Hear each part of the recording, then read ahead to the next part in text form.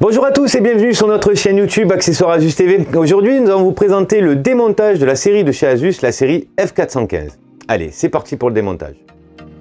Donc voilà, on se retrouve pour le démontage de la série F415 de chez Asus. Donc comme d'habitude, pour le démontage, on s'équipe de la petite boîte d'outillage avec tous les embouts. Donc sur ce modèle, comme tous les autres, on va commencer par le bottom. Donc sur ce modèle, vous avez que du cruciforme. Allez, on y va.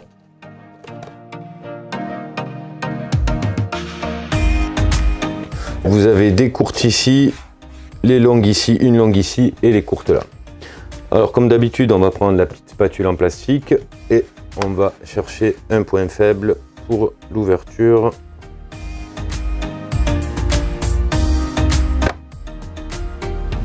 On cherche toujours un petit angle. Comme d'habitude, on ne force pas.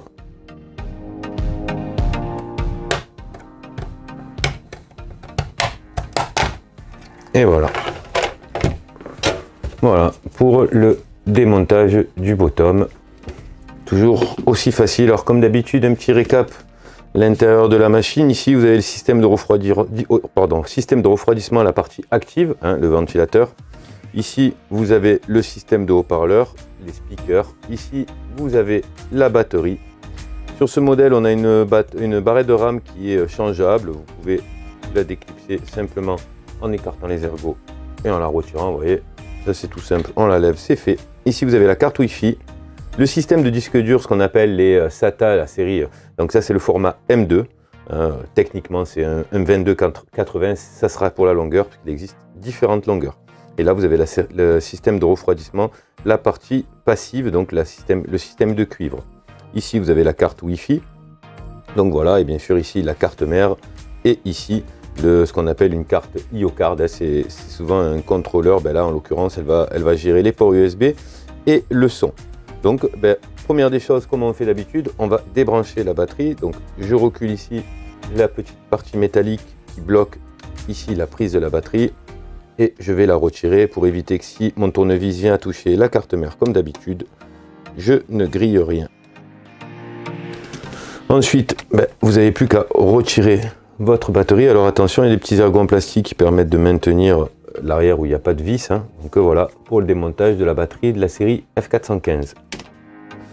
On va continuer par des choses qui sont facilement accessibles. Donc en l'occurrence les haut-parleurs. Vous voyez, la seule chose qu'il faudra bien faire, c'est suivre le passage de câble quand vous remontez pour ne pas avoir à pincer quand vous allez reclipser vos caches et ne pas abîmer les câbles. Donc on va simplement tirer délicatement, je précise, la petite prise du haut-parleur et on va regarder avant de le lever complètement où passe le fil.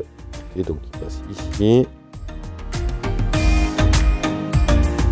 ici, et ils sont simplement posés sur des petits cylindres blocs en plastique. Donc voilà, on vient de démonter les haut-parleurs, dit les speakers.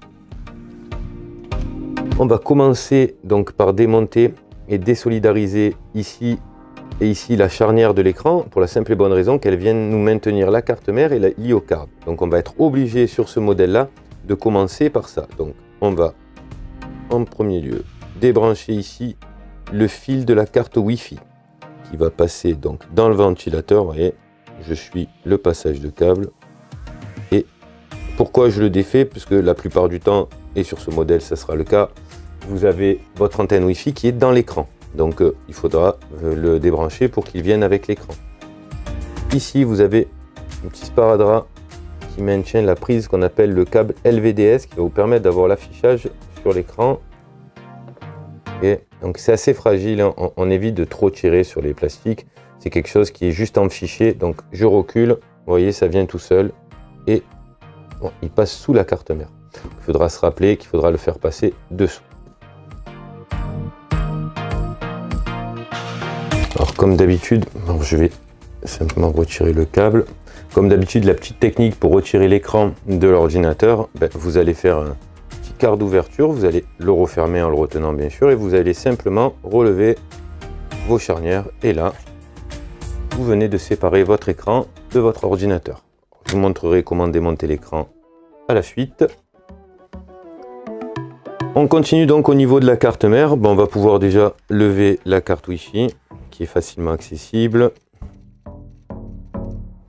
Comme d'habitude, je garde la vis avec le petit périphérique qui va bien. Pour la retirer, je tire vers l'arrière.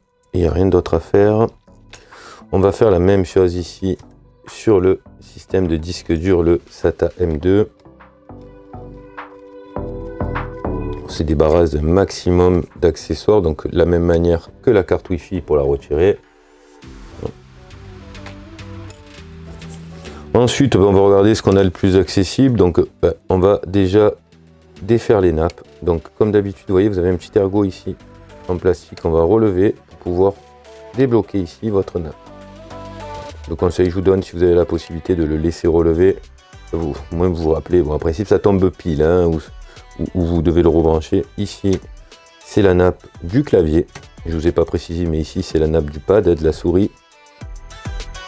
Pareil, je retire ma nappe. Ici, c'est la nappe qui va permettre la liaison entre la carte mère et l'IO-card, hein, la carte d'accessoires. Ici, on voit la petite prise du ventilateur qu'on va débrancher une fois qu'on va le démonter. On va pouvoir le démonter immédiatement. Il doit se retirer, vous voyez.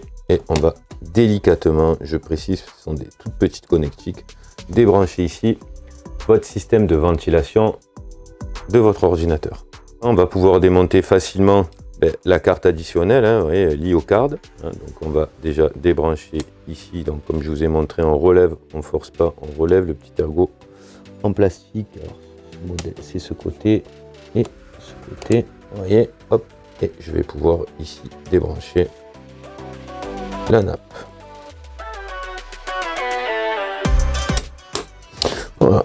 Une fois que j'ai débranché la nappe, vu que j'avais levé toutes les vis, donc les charnières et le système de fixation du ventilateur, je viens de démonter l'IO-card. Vous voyez le petit contrôleur, donc dessus vous avez deux ports USB, la connectique pour le son et le lecteur de micro SD.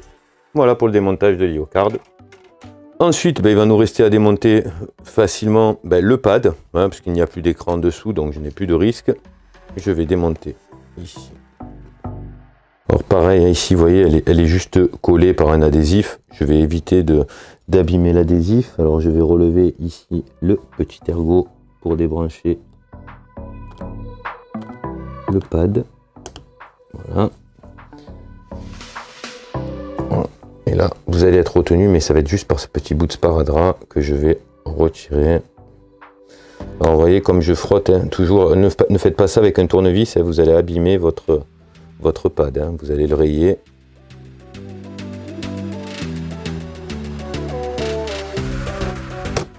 Voilà pour le sparadrap. Et donc vous avez vu que déjà, juste en tirant avec le sparadrap, votre pad, voilà, il vient. Voilà, vous venez de démonter le touchpad de votre appareil.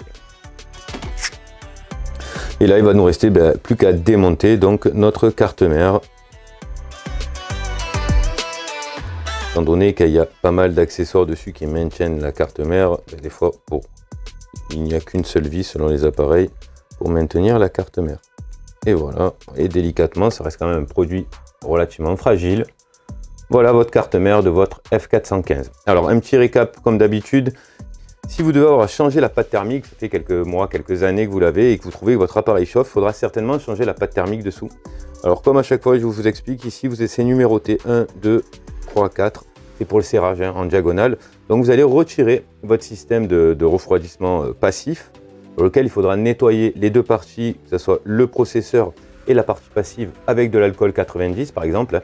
Vous nettoyez bien, vous levez tout l'excédent de pâte thermique qu'il y a dessus et vous allez replacer une toute petite noisette sur la partie de chauffe, c'est-à-dire le corps de chauffe, ça ressemble à une carte à puce et vous allez abîmer votre appareil. Une fois que vous avez mis vos deux petites noisettes dessus, vous allez représenter votre système de refroidissement et vous allez serrer dans l'ordre 1, 2, 3, 4 en diagonale. Ça va serrer votre système de refroidissement et ça va écraser votre pâte thermique. Ça va vous permettre de l'étaler bien comme il faut sur votre processeur. Voilà pour le démontage de la carte mère. Et là, on se retrouve, donc je peux les décoller mais il n'y a aucun intérêt, elle est de nappe. Hein. Si demain venez à changer votre top case de votre appareil, de votre clavier, hein, il va se présenter comme ceci. Donc on vient de démonter le clavier de votre F415. Il va nous rester maintenant à démonter l'écran.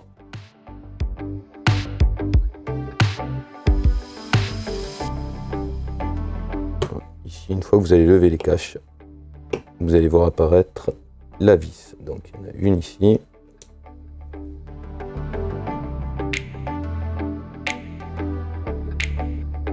Donc, une fois que vous avez retiré vos deux vis ici, il va falloir faire vraiment délicatement, essayer de trouver toujours pareil comme le bottom, une partie un peu plus fragile on va dire, pour passer votre spatule et voilà ici. Voilà. Et c'est à partir de maintenant qu'il va falloir y aller vraiment doucement pour éviter de casser le système, vous voyez, d'agrafe ici, qui permet la bonne tenue du cache.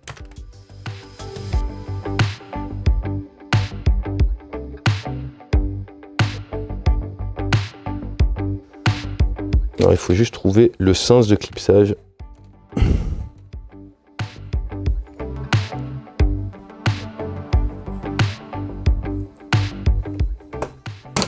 Voilà, un point. On va voir s'il vient aussi bien. Le deuxième. Ouais, j'essaye de trouver une. Voilà.